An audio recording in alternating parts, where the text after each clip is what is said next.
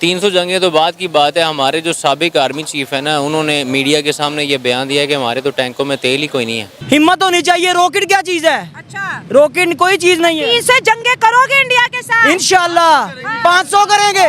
भाई की बात बिल्कुल ठीक। सारी जिंदगी लड़ेंगे इनके साथ, कश्मीर को लेके रहेंगे। 300 जंगे हम लड़ लेंगे। वो भाई 4 लड़ी है तो जगह पे नहीं आ रहे, तो जब 296 और लड़नी है तो क्या हालत होगा। और पाकिस्तानी आवाम वो कल भी बेवकूफ थी, आज भी बेवकूफ है और वो कल भी बेवकूफ रहेगी।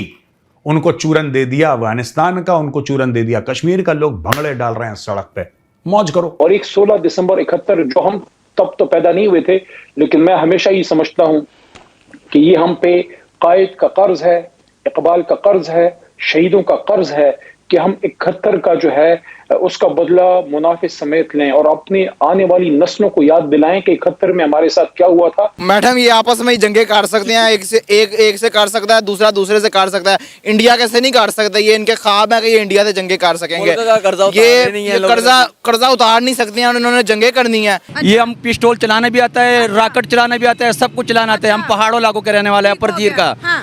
जो हमको ऑर्डर देगा ना, इंशाल्लाह ये देखेगा फिर तमाशा। ये पूरा दुनिया तमाशा देखेगा इंडिया नाल की हो रहा है। तुम्हारे 57 इस्लामिक देश सड़क पे एक टांग पे नाचें, कश्मीर कश्मीर करके कुछ नहीं होगा। अमेरिका आ जाए, दुनिया आ जाए, कुछ नहीं होने वाला। भारत टस से मस नहीं होगा और ये बात तुम्हारे आर्मी चीफ को पता है। अल्हम्दुलिल्लाह जो हमारा एक एक मुसलमान भाई जो हम पाकिस्तानी है, समझ लो एक एक एटम बम भी है। हर पाकिस्तानी खुद एक एटम बम है। खुद एटम बम है। जी बहुत बड़ी स्टेटमेंट आ गई। ये कोई भी आ जाए 47 से लेके अब तक, वो जो परमानेंट चीज है वो परमानेंट ही है कि कश्मीर लेकर रहेंगे, हम युद्ध करके रहेंगे। नमस्कार दोस्तों, जब से हमारी सुप्रीम कोर्ट का बयान आया है कश्मीर को लेकर के, इंडियन गवर्नमेंट द्वारा जो आर्टिकल 370 को अब्रोगेट किया गया है वह पूरी तरह से लॉफुल है। उसके बाद से दोस्तों चीन और पाकिस्तान दोनों ही बहुत ज़्यादा परेशान हैं। तो दोस्तों इसी बीच पाकिस्तान के प्राइम मिनिस्टर ने एक बड़ा बयान दिया है भारत को लेकर के, और उन्होंने कहा है कि वह भारत के साथ 300 जंग भी लड़ने को तैयार है कश्मीर के इशू पर, जिस चीज़ को लेकर के दोस्तों अब पूरी वर्ल्ड मीडिया चर्चा कर रही है। और दोस्तों इस चीज़ से हमें साफ पता चलता है पाकिस्तान के इंटेंशंस।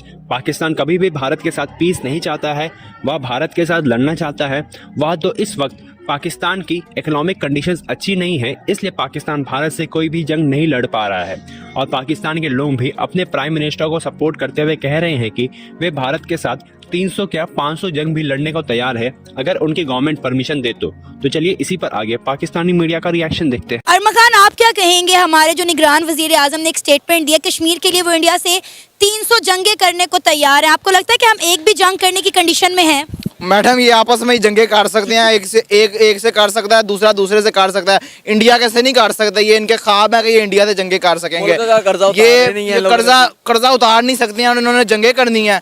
वजीर आजम हमारे जो निगरान वजीर आजम है, उन्होंने तो मतलब कि पाकिस्तान का हाल क्या काट दिया। पेट्रोल देखने कहाँ पर चला गया, चावल देखने कहाँ पर चला गया, चीनी देखने कहाँ पर चली गई है। 60 रुपए की 5 किलो चीनी आती थी, आज 750 रुपए की 5 किलो चीनी आती है। और पहले अपने मुल्क के हालात तो सीधे काट लो, फिर कश्मीर की जंग लड़ लेना। कश्मीरियत तुमसे अच्छे रह रहे हैं, तुमसे अच्छी ज़िंदगी गुजार रहे हैं। हमारे लोड से, हमारे पाकिस्तान से अच्छी ज़िंदगी इस टाइम कश्मीर वाले गुजार रहे हैं, जिनको पेट्रोल सस्ता मिल रहा है, जिनको आटा सस्ता मिल रहा है, जिनको चीनी सस्ती मिल रही है। उसके बाद हमारे कश्मीरियों से अच्छे कश्मीर, जम्मू कश्मीर वाले जो लोग हैं, उनको और अच्छी ज़िंदगी उधर गुजारी है। तुम लोग तो पागल हो गए हो कि सोचो भी ना कि तुम लोगों के साथ वो वाले कश्मीर रल जाएंगे, कभी ज़िंदगी में भी नहीं रलेंगे। इवन के तुम लोग अगर उनके हक में फैसला हो जाए ना कि जम्मू कश्मीर वाले पाकिस्तान के हिस्सा बन गए हैं, तो बगैर तो फिर भी नहीं तुम्हारे हक में वो आएंगे। ये बात मेरी कान खोल के सुन लेना। इंडियन कश्मीर तो पाकिस्तान के साथ वैसे ही नहीं आना चाहता। आज़ाद कश्मीर के लोग भी कहते हैं भाई कारगिल स्कर्दू खोल दो, टूटे रिश्ते जोड़ दो। वो कहते हैं जी हमें भी वो तमाम वसाइल चाहिए जो जम्मू कश्मीर के लोगों को मिल रहे हैं। आप बॉर्डर खोल दें, हमें इंडिया की तरफ जाने दें। तो मैडम सही है ना, देखें जम्मू कश्मीर में 5G है, एजुकेशन है, हॉस्पिटल्स हैं, स्कूल्स हैं। उसके अलावा क्या कहते हैं, आटा सस्ता है, चीनी सस्ती है, चावल सस्ते हैं, ऑयल सस्ता है। हमारे आज़ाद कश्मीर में क्या है, आटा महंगा, 5G है ही कोई नहीं। उधर चले जाओ, टूर करने चले जाओ, सिग्नल ही नहीं आते। घर वाले फोन करी जाएंगे कि हमारा बेटा कश्मीर गया हुआ है, तो कोई पता नहीं मर गया या जिंदा है। क्यों? सिग्नल ही कोई नहीं है, ना उधर कोई सिग्नल का नेटवर्क का कोई है, कोई चीज़ नेटवर्क की कोई चीज़ खंबे वगैरह लगे हुए हैं, ना कोई कुछ और लगा हुआ है। तो ऐसे नहीं कश्मीर मिलता, कश्मीर कुछ करने से मिलता है। मोदी कुछ कर रहा है तो उसको जम्मू कश्मीर वाले कहते हैं मोदी सर हमारे जो कश्मीरियों के पास है वो भी खाना चाह रहे हैं। ऐसे तो हमारे बगैरत कौम है जो कहते हैं वज़ीर आज़म हमारे पे मसल्लत कर दिए गए हैं। अच्छा, हम बात कर रहे हैं कि हमने इंडिया से 300 जंगें लड़नी है कश्मीर के लिए।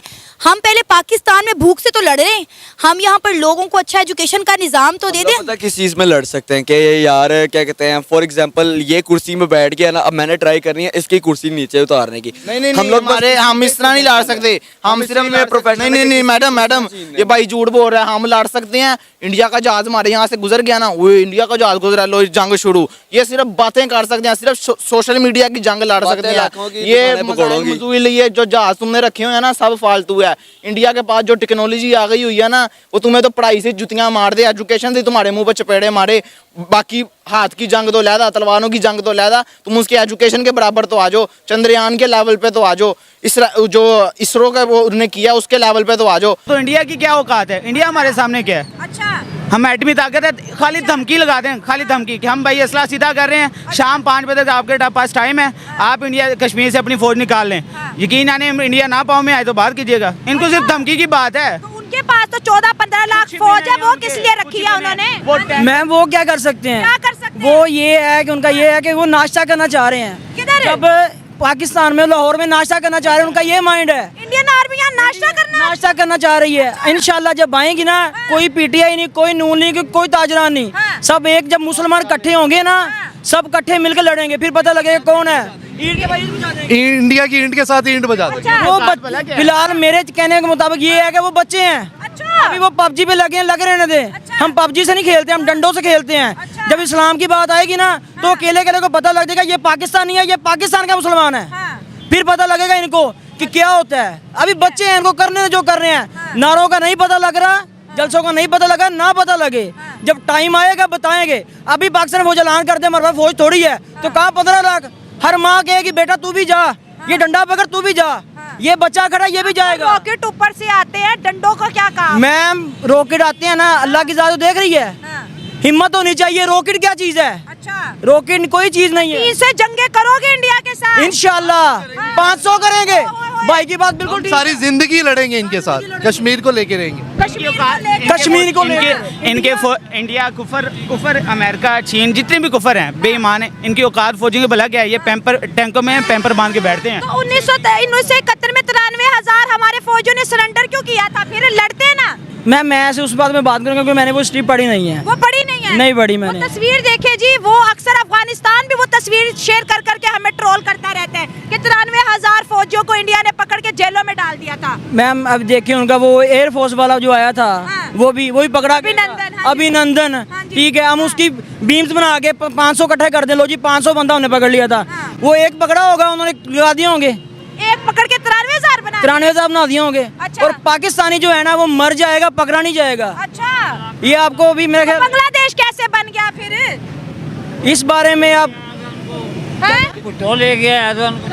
बांग्लादेश कैसे बन गया?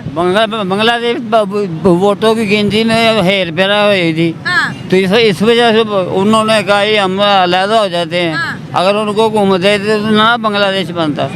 आपको क्या लगता है कि कश्मीर के मसले का अब क्या होना चाहिए? नहीं एक मिनट सब्र करो। मैं मैडम इंडिया वालों से रिक्वेस्ट करता हूँ कि हमारे बगैरत वजीर आजमों को एक दफा कश्मीर दे दो। मैं कहता हूँ सदका जारिया दे दो इनको, देख लेते हैं कितना क्या कर लेते हैं। ये कुछ भी नहीं कर सकते। देख लो कि ये लोग क्या कर लेंगे। जिस तरह इन्होंने आजाद कश्मीर तबाह कर दिया, उस तरह जम्मू कश्मीर भी तबाह कर देंगे। ये जम्मू कश्मीर के पीछे इसलिए लगे हुए हैं कि उनको पता है मोदी सरकार उधर बहुत कुछ कर रहा है, उधर ट्रेनें बना रहा है, उधर एजुकेशन, उधर 5G, उधर हॉस्पिटल, उधर स्कूल्स बना रहा है। हमारे आजाद कश्मीर में नहीं बन रहे, तो वो चाह रहे हैं हमें जम्मू कश्मीर भी मिल जाए ताकि बराबरी में काम रहे। मुझे ये एक बात बताएं कि आपको लगता है कि हम इंडिया के साथ इस वक्त एक जंग करने की भी सूरत हाल में है? मैं 300 जंगों की बात नहीं कर रही, सिर्फ एक जंग का बताएं कि आप लगता है कि हम इंडिया से एक भी जंग कर सकते हैं? हम लोग कर सकते हैं, बस बातों से। हमारे पास ये नहीं कि हमारे पास बॉम्ब्स नहीं है, गन्स नहीं है, हमारे पास असॉल्ट राइफल्स नहीं है, स्नाइपर्स नहीं है, कुछ भी नहीं है। हमारे पास सब कुछ है, लेकिन हिम्मत नहीं है चलाने की हिम्मत नहीं है। हुक्मरानों में हिम्मत नहीं है, फौजियों में है। हम लोग अपने फौज को बिल्कुल बुरा नहीं कहेंगे, फौजियों में बहुत हिम्मत है, लेकिन उनको कंट्रोल करता है ऊपर वाले होते वाले।